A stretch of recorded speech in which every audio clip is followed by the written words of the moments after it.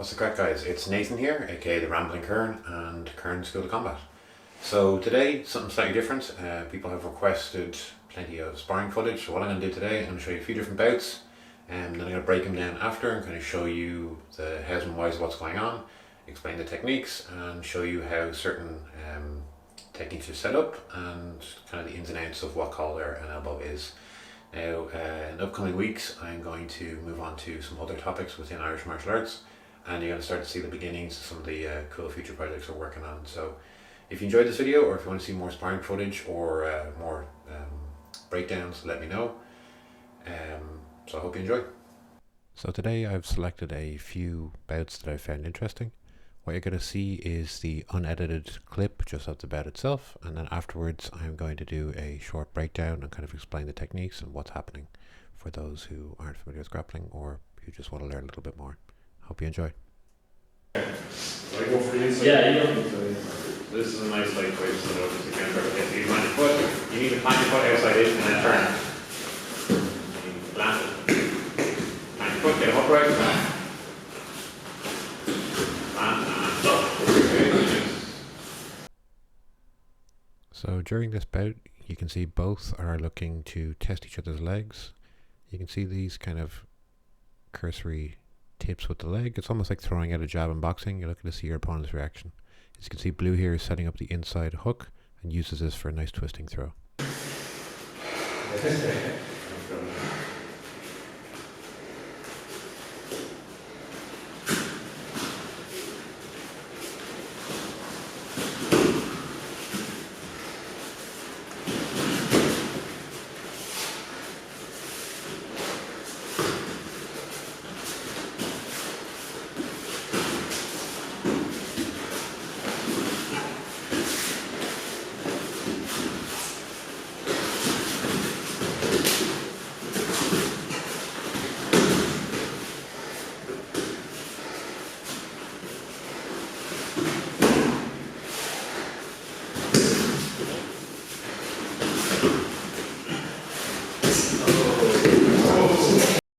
So you can see at the opening of this bout, we're just testing to see how the other person reacts, lightly testing with the feet, but you can also see just here that we're also testing the upper body. We're pushing and pulling just to see how the opponent reacts. Now I just want to freeze this frame here for a second and just show you the snap down. So this is something we've been using quite effectively for any sort of grappler who is inclined to hunch forward in that kind of traditional Greco-Roman style wrestling posture. Now, as you can see, I'm kind of aware of it, so I stand upright, look for the inside trip to the back of the knee. And we're both still testing each other out. You can see the rear back hook being set up there. And now, what happens here is that I start to look for the inside crook. So you'll see me work to set this up now in a second. So I look for the snap down myself. I go for turning throw, use this to set up the inside crook, but of course I get reversed with the twisting throw just there.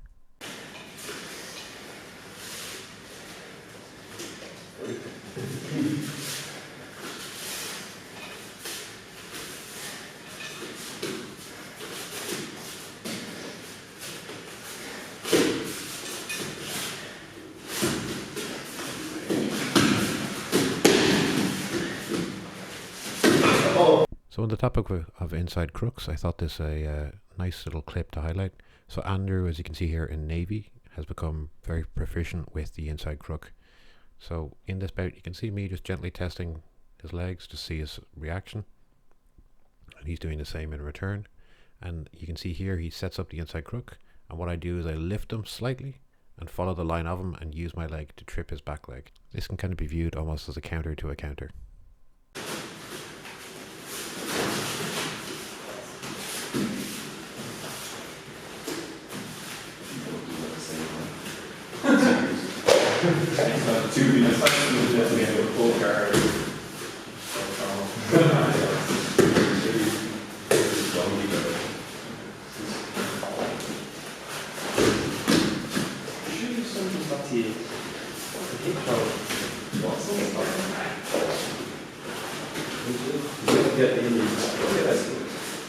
On their way down. Yeah, You're trying to. And he starts that thing. Just sidestep. And that, no, I tried to do that. Yeah.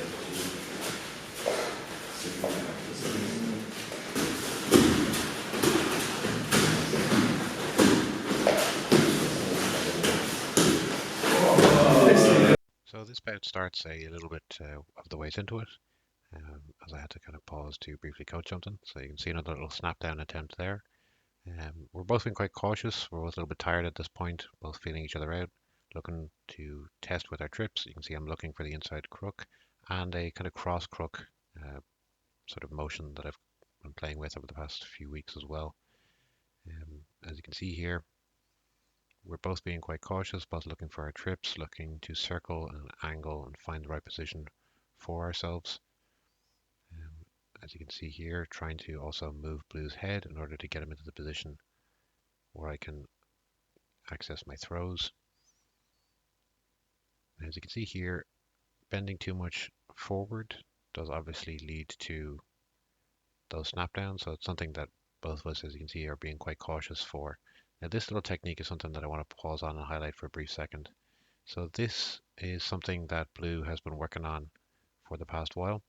It's basically a leg catch with both of your legs, and then you basically almost sprawl forward in order to drop your opponent. A clever and kind of useful little technique that we've been playing with over the past while. For Blue, this time it doesn't work, but I aim for the turning hip throw, doesn't work, and Blue catches me with a lovely little hip bump.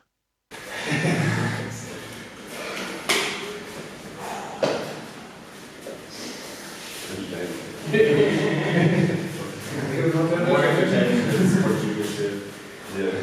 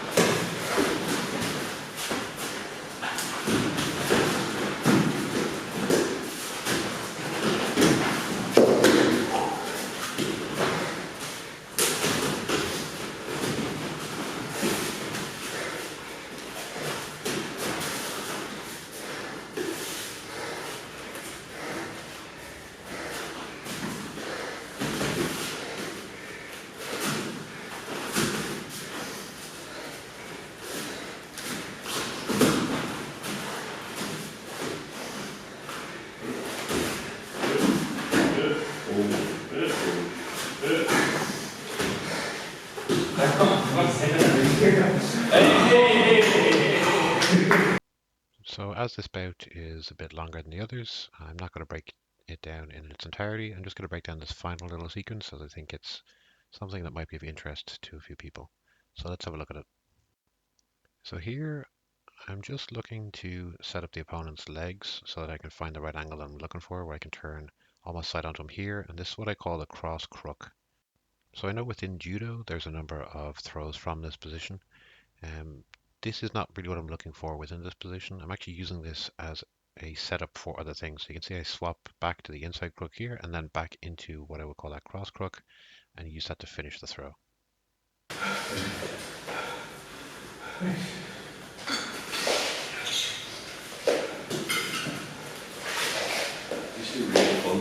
Yeah, it's fun. It's sort of inspiring.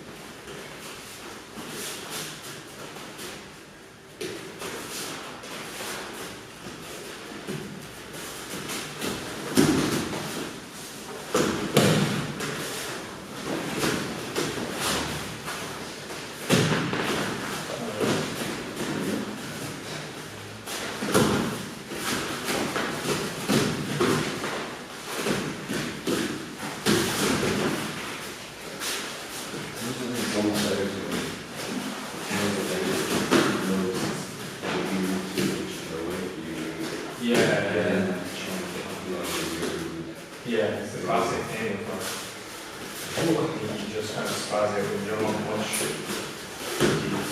could find you can do the sport a bit more. You know. That's a good jiu-jitsu way of thing. You can just sort of spaz out. I know it well. Yeah. Looking back, I only did a year after jiu-jitsu, but looking back at it, like, I was spazzing with the fucker. Yeah. You just learn how to do that, you know. Like, when you don't know, you don't have movements ingrained in your head, you're just going to do whatever. What's that point? In the mirror, all the movements. Shit. This is another good element. Yeah. Lawsuits.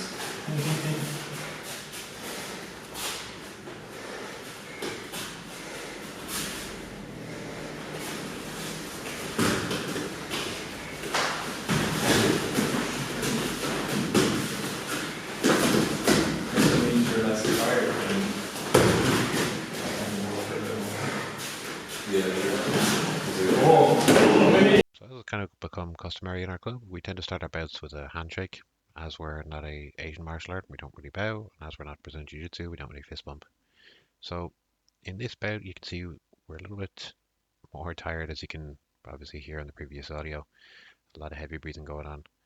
Now, we're still looking for the same push-pull motion. We're still looking for those little feints and just little testing motions with the feet to see what our opponent does.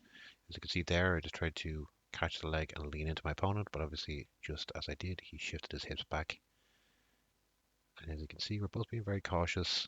I'm trying to set up a turning throw as he moves into me there. But as you can see, he's being very cautious. He's keeping his hips back just when I get into the position for it. We're both looking for our inside and outside trips. As you can see, I'm going for that cross crook position again. Also using this to set up a lifting hip throw. Both of us obviously being very good to each other, making sure when we do go outside the mat space that we're not going to get injured or fall on hard ground. You can see we're cautiously here trying to twist each other. I look for that little snap down. Again, very gentle push pull with the upper body. This is one of the kind of overlooked things for some people when they initially start, is that it's as important to move and control your opponent's upper body to set up your lower body throws. Without them, it becomes very difficult to actually do anything. As you can see, I'm looking for that crook here. My opponent cleverly steps his leg out. Again, I'm looking for that little snap down just to see his reaction more than anything, and to try getting the posture up. Here he is stiff arming me away. But as you can see, I'm starting to feel him leading into me now that he's getting that little bit more tired. I'm also using that snap down to force him to lean forward and into me. So I keep circling away, making sure that I'm not giving up any useful foot positions to my opponent. I'm also trying to circle into any of those trips as they might become available. And now I can feel my opponent starting to get tired, starting to lean into me a little bit more. As you can see, I'm cautiously trying to see if I can take his weight onto me here. So this is one of the methods that I use for setting up those turning hip throws. And obviously occasionally working in those little snap downs to see what he does. Here he's just trying to catch the outside of my leg, looking for a trip. Again, we reset, come back into the center of the mat. Both obviously quite tired at this point. Still trying to be cautious, still trying to make sure we don't give up any easy throws or trips. So I can feel him here starting to put his weight down into my shoulder. As you can see here, he's leaning his head forward. And he's very gently doing this push-pull motion to see what he does. I look for that outside trip and use it to set up the trip on the opposite side. And I can feel him here leaning right the way into me, and then I get the turning hip throw. So guys, that was the breakdown of our sparring footage. Do hope you enjoyed it. There will be more of this to come in the coming weeks and months. As I say, next week we're going to be moving on in topics in the videos to some other kind of interesting aspects and areas within Irish martial arts, as well as medieval and Irish martial history. So I do hope you enjoyed the video. If there's any kind of particular areas you'd like me to cover, or anything you'd like more details about, please let me know. And if you're interested in trying out a class, next week will be our last class before Christmas. So, feel free to get in touch. We will be starting back up in the new year, so if you're interested, my contact details are below. If you are interested, or you're in the Dublin area, or even if you want to just even discuss techniques or how to get a club started, feel free to let me know. I'm more than happy to help. As I said before, if there's any video topics or anything that you guys would like covered, I'm more than happy to do it. And I'm sure if you're wondering why I have the shiner, that's the joys of doing jiu-jitsu. The gentle art sometimes not so gentle, and you can take an elbow. So once again, guys, I hope you enjoyed it. If you have any questions, feel free to comment below. Please like, comment, subscribe, all that good stuff. It does really help. Thank you once again, and slán.